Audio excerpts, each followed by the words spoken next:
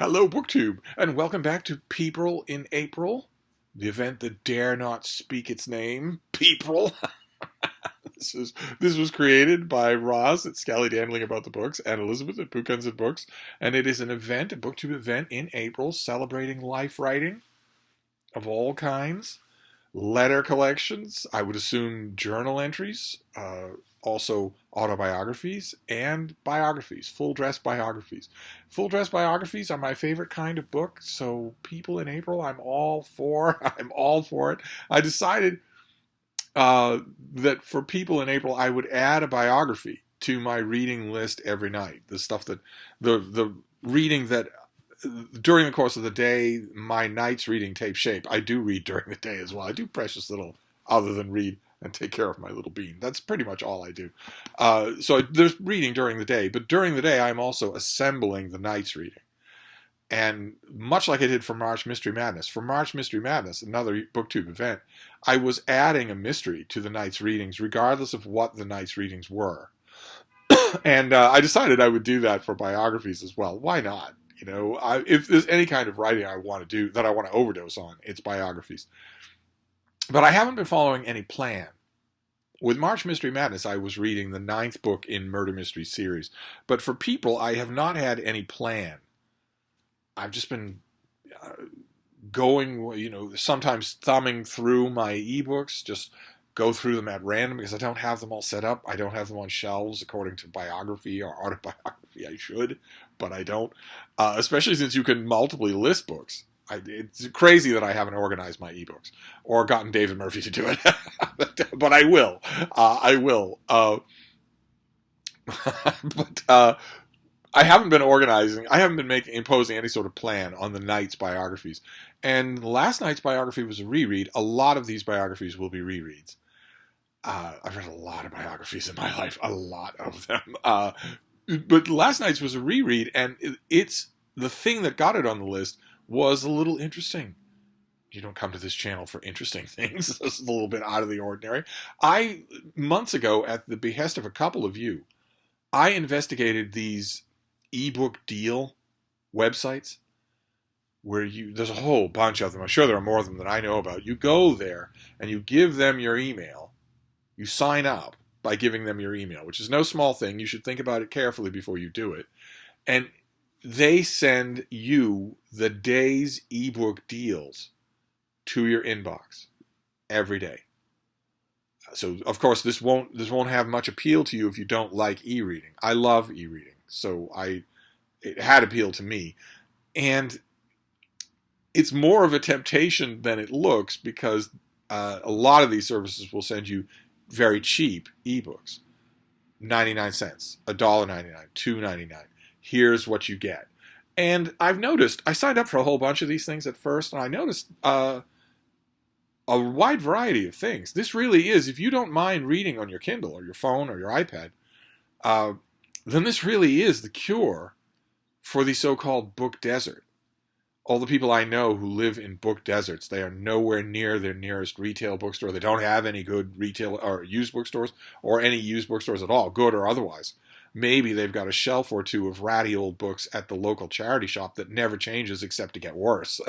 But they don't have anything else. And they don't have, their nearest retail bookstore is not only eye-wateringly overpriced, but 300 miles away.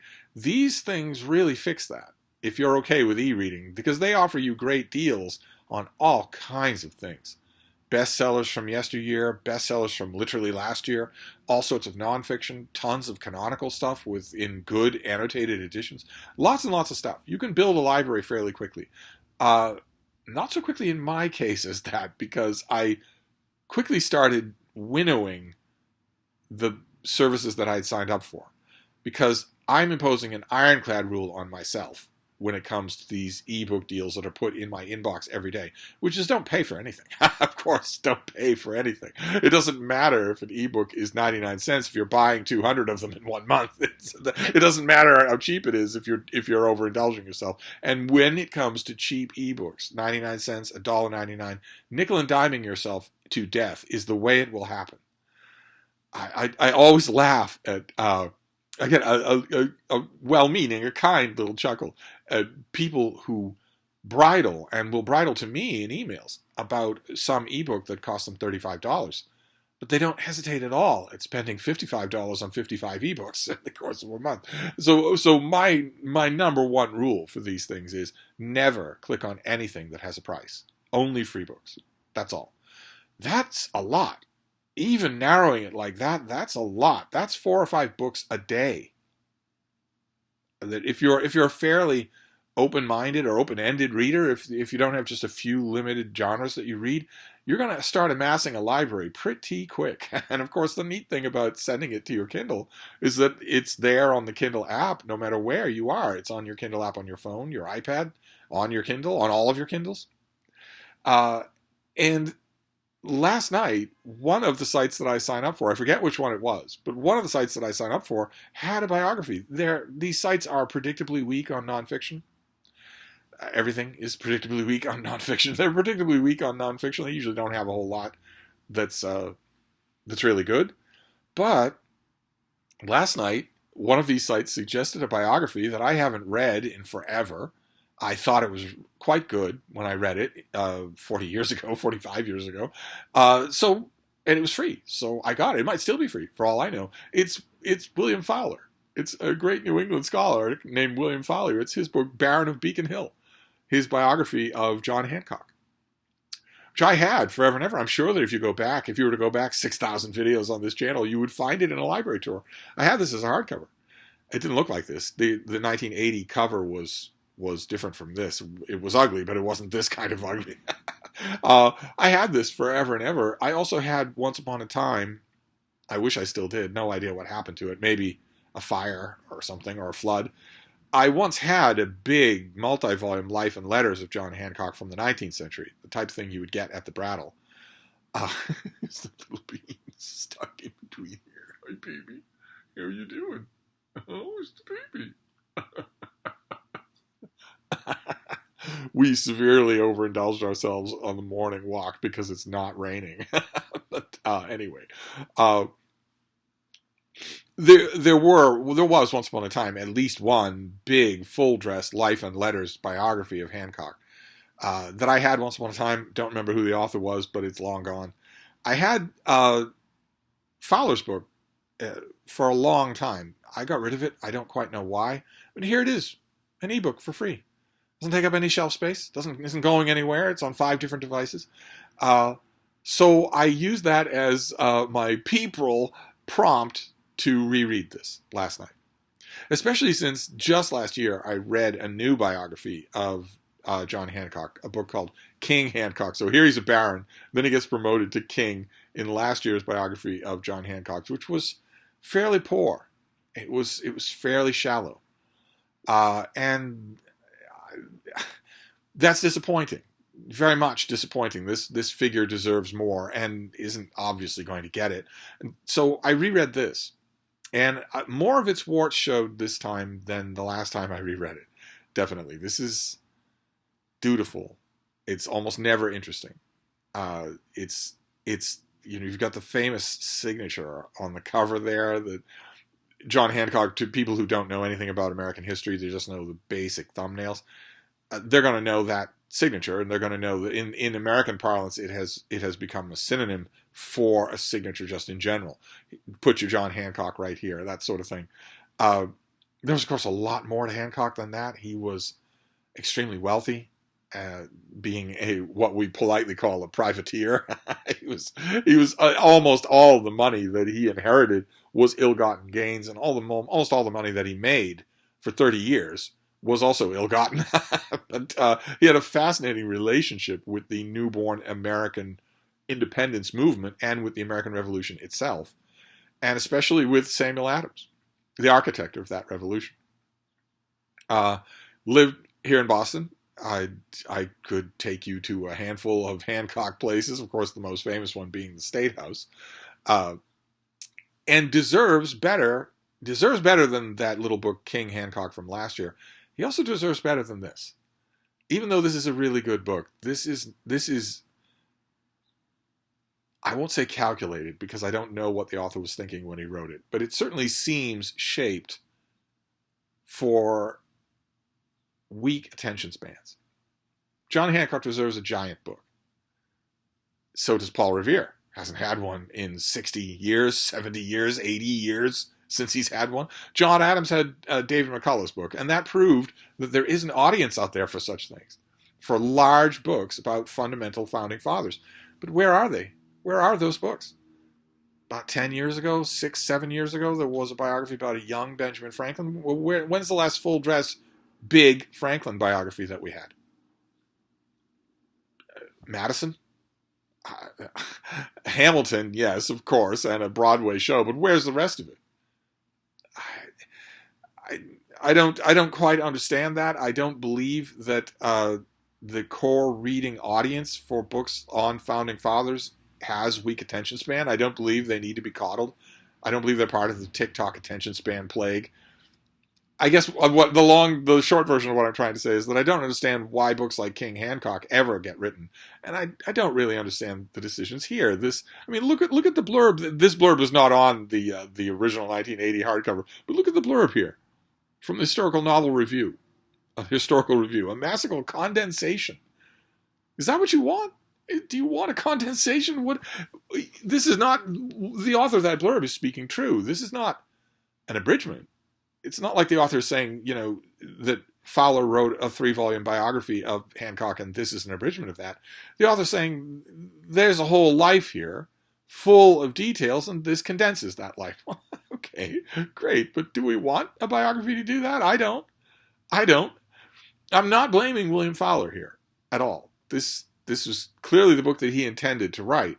But imagine what things would be like. It's still part of the industry. This degeneration is still part of the industry. Imagine if I went to a mainstream publisher and said, I would like to write a biography of William Howard Taft.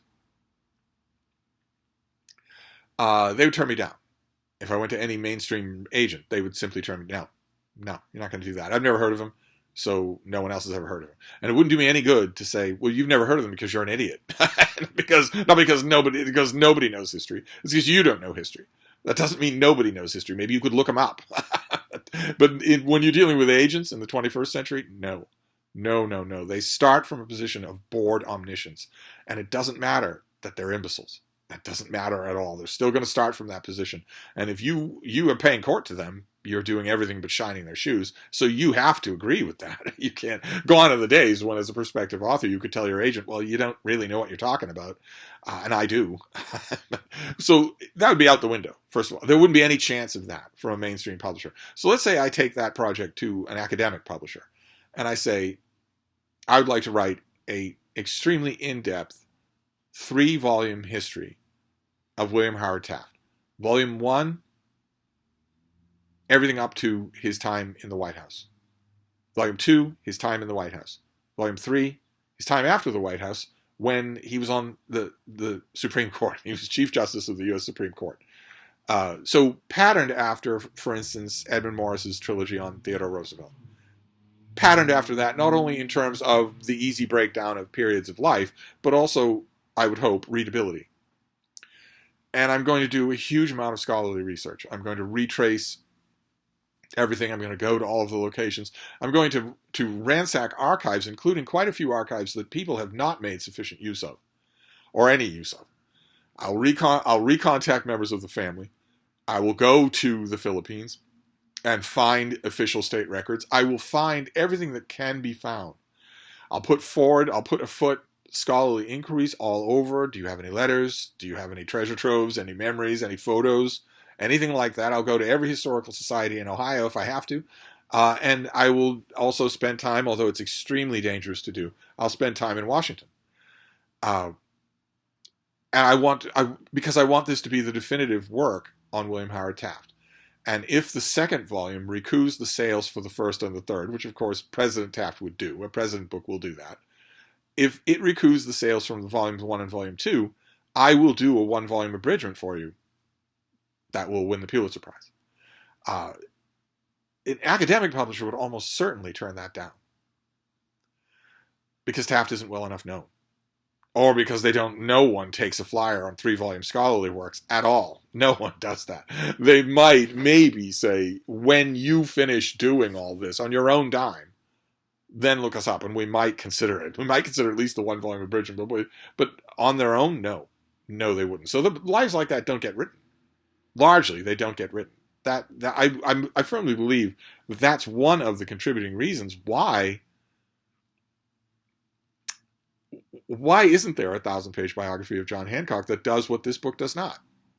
This book skates at maximum speed over things that deserve whole chapters, series of chapters, and also not necessarily concomitant with a book this short and this breezy. Certainly true of King Hancock, but also true of the Baron of Beacon Hill. When the book is over, you don't know John Hancock at all. You have no idea what he's like. None whatsoever. And granted, a figure like John Adams has a much more pronounced personality, but Hancock's personality was pretty pronounced. It's not excusable that you get to the end of a biography of him and don't feel like you know him. That's kind of what biographies are for. A much longer work in much greater detail would probably fix that. This isn't that.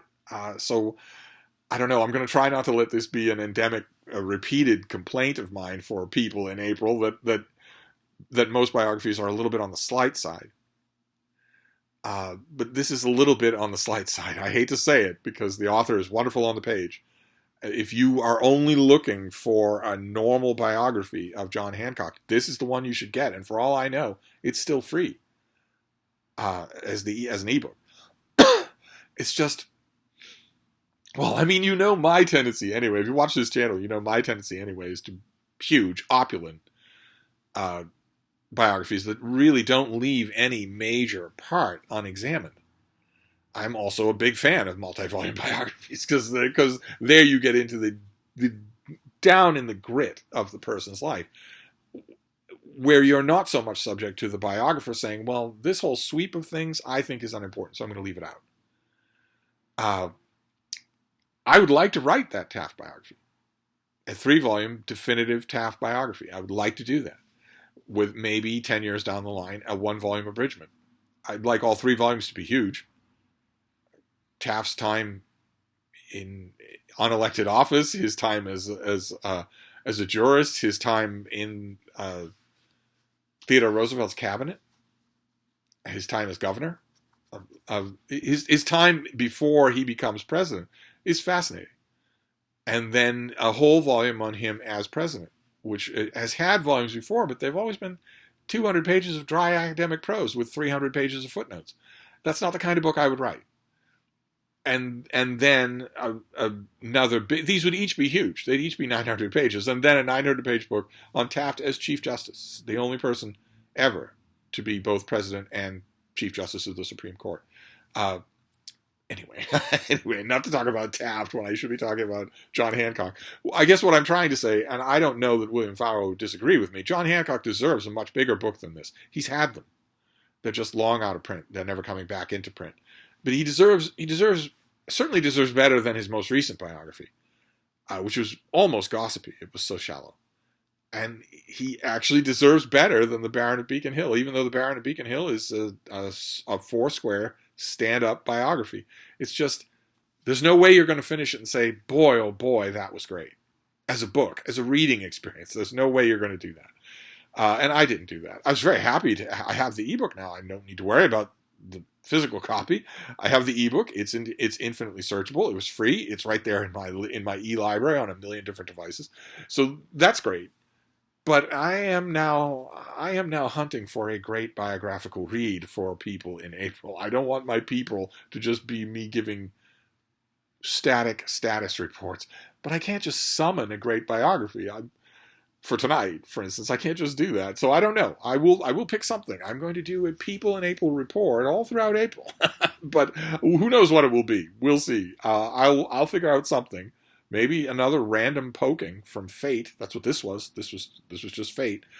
Maybe another random poking, but either way, we'll talk about another life tomorrow. So I will wrap this up for now, and I will see you then. Thank you, BookTube.